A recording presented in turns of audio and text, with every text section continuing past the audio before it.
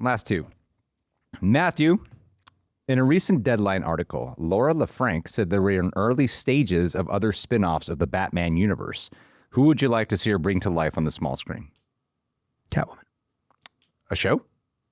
Zoë Kravitz and everything, always. You would like the way they did Penguin? Yeah, I mean, I think her character's so rich. I think we only got a taste of her in The Batman. I think much like The Batman, it'd be great to see a character we have met. So there's an investment. You do need the business side of like, oh, I'm excited. Catwoman's a great sell. I think Zoë Kravitz did a very slept on high fidelity show. I'll never forgive you, Hulu. That didn't get enough viewership, but I feel like she's, especially with the studio and stuff, she's kind of found her footing. Like, I feel like she's much more known than 5 years ago, and I think that's a cool opportunity. She's the sister of exactly. So you've got all the character. You've got all the Lord Falcone. Yeah, Sophia. Strangling. But yeah, there's that lore. You've got that teased at the end of the Penguin with the character. We've got the family struggle there. If you want to do something in budget, you want things more grounded. Catwoman doesn't have powers, and she's tied into the crime element of Gotham, so you could grow your Gotham out. So I would. If we're dealing with Matt Reeves' universe, I want crime to be a character. I want Gotham to be a character. I want it to be within budget. Catwoman's all those things. So I would want a Zoë Kravitz show out of selfishness and storytelling. You know what I want out of selfishness is not really answering the question directly. After watching the Actor on Actors with Colin Farrell and Danny DeVito, I'm like, if they could do some magical he said he wanted to do it. Doing it. That was such a weird conversation. I thought it was an amazing. I was like, I didn't know these two like had chemistry, and I had no idea the way they the constant talk over each other and the way they can interrupt and listen to each other. And sometimes they'll be like, there was one point I remember where Danny DeVito kept on talking while Colin Farrell kept interrupting, but he wasn't letting him interrupt each other. Yeah, but then Danny DeVito once in a while like take a second to answer. I'm like, wow, they really get along. Yeah, like very well. They have. And I did not like Dumbo, but I'm happy for it because of I didn't even remember of their friendship. Colin Farrell's in Dumbo. And it's I'm like, worth what? It for that conversation.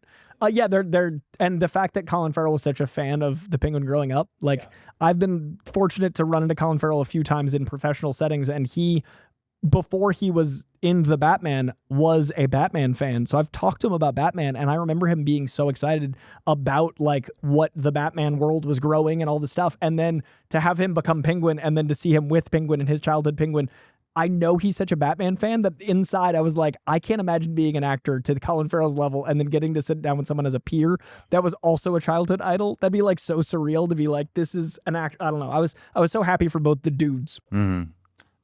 Well, if I were to go off into the Batman universe, I would. I was actually really excited about the Arkham Asylum show.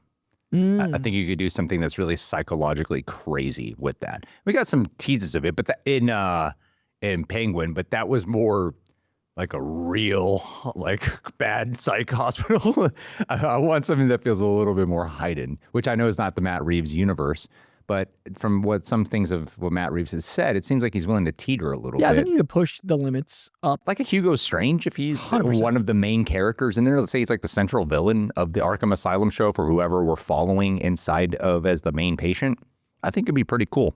I'd like there was talk of GCPD and Arkham, and then that became Arkham, but I'd love something where it's like a commentary on the two madhouses, and one of them is the police station, one of them is the actual madhouse, and like the inner turmoil of both, because all those cops are crooked, and then like, you know, the prisoners and stuff. I'd love like a parallel show. I mean, my dream Batman scenario would be that you build up the Bat family, and then you end the Batman villains, and then you end with a Batman Arkham Asylum movie. Incredible. Because the Arkham Asylum comic is a classic. You could do like 10 movies leading to that. But instead you could kind of expand upon it. So that way it becomes like the final movie is really a psychological deconstruction of Batman and Bruce Wayne as he and seeing what each villain represents. I've always talked about the psychology thing that I want to see on screen, but we'd have to get there. It'd be like a 10 movie, maybe shows and movies to get there. 1,000%. But I want it. It would be cool. And plus there'd be some sweet action and batarangs. Yeah. And grappling hooks.